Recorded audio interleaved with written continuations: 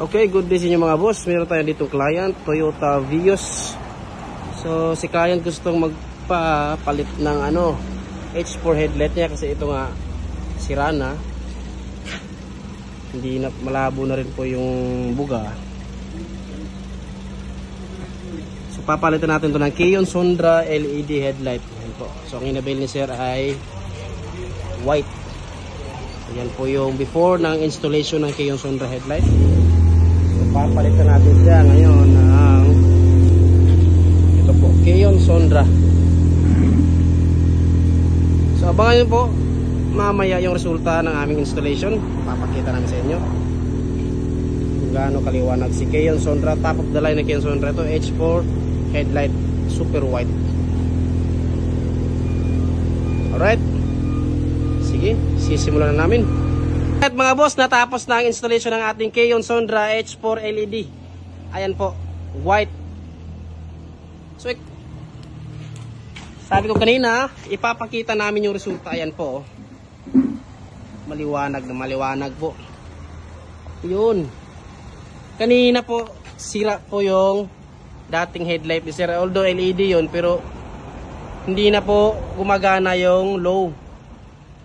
Yung bandaro na lang yung may ilaw. Ngayon, yan po, si Keon Sondra. Yan. Yun. So, ito po ang kanyang output. Yan po sa aming alignment. Ayan. Kahit po maliwanag dito, kitang-kita pa rin po yung liwanag ng ilaw, yung buga. Yan po, no? Goods na goods yan po. Goods na goods na po yan. Plug and play pa rin po yan.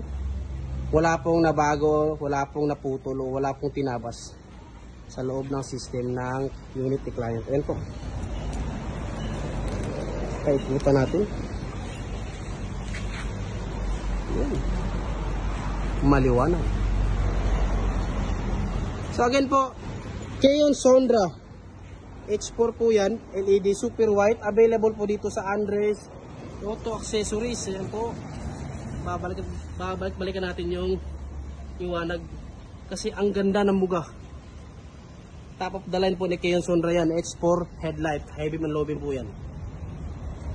Alright, sa mga gustong mag-avail o magpa-install, visit po kayo dito sa aming shop. Located po tayo sa Andre Auto Accessories, Diversion Road, sa Bara Opol po. Along Diversion Road lang po tayo mga boss. 100 meters lang po mula sa Welcome Depot. Ayan po. Ito po ang aming signage, Andres Auto Accessories. Alright.